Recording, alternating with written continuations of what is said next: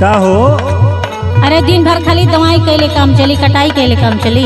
अरे पगली मौसम बहुत खराब चलत हौ रे। हमरे मौसम का हुई हो? अरे यही बगले टिंकू भैया के कट गया दमाई गया और तू नक्शा बतावत हौ, का बात बा बोला? न करा के लैला चैता में राजा। अच्छा समझ में हो तो कि ना बतिया? हाँ हाँ समझत है। गौना करा के लैला चैता में राजा, जो हिला हमरा त सोईता में राजा।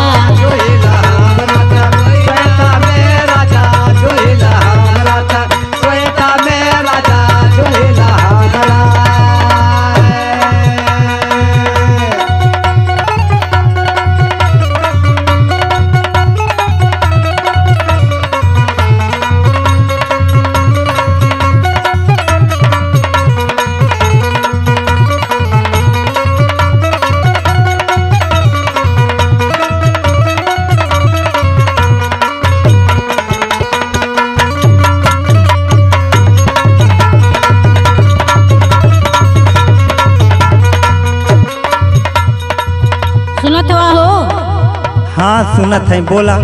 अपना त रोज सूती जाला खरिहानी,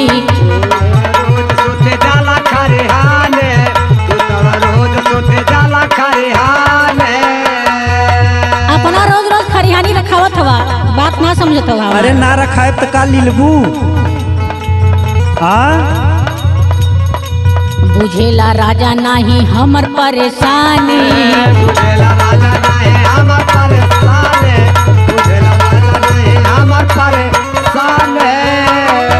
खाली निज भर मेहरारू के खनवा से पेट ना भरत, समझतवा कि ना? बियाह कैले वत इतना न बुझ मत समझा। एकदम पगलाई गई है का करी तो से ना कही कहा कैसे? बात सुना, सुनावा। अपना त रोज सूती जाला खरिहानी, बुझेला ना राजा तू हमर परेशानी। अपना त रोज सूती जाला खरिहानी, बुझेला ना राजा तू हमर परेशानी। जरेला जवानी हमर कोई ता में राजा, जरेला जवानी हमर कोई ता में राजा, जो हिला हमरा त सोईता में राजा।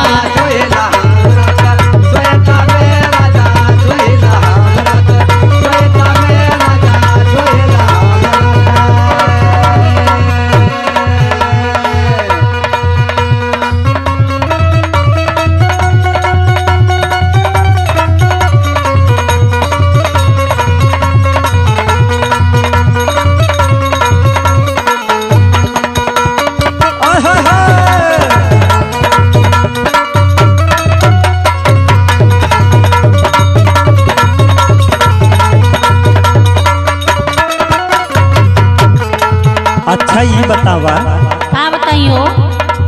तोहार परेशानी देखी कि यहर के परेशानी देखी, काव देखी तो ही बतावा हमका। तू कुल देखबा, हम ना जाने, लेकिन सबसे पहले हम देखा। इतना बड़ा परिवार बा, अगर ना देखब तो काव साल भर खई। सुना बोला बोला, तोहार बात सुनते है हम। सुना ये रानी बुझा हमरो परेशानी,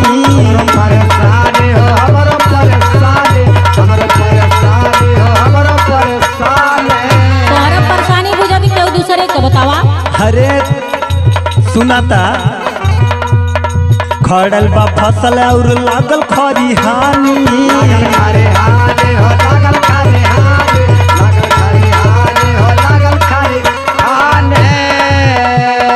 सुना ये रानी बुझा हमर परेशानी, खड़ल फसल और लागल खरिहानी। सुना बोला, हमारो तभी तेरा ता जो हिता में, हमारो तभी तेरा ता जो हिता में, हम गवा न करनी तो है चैता में।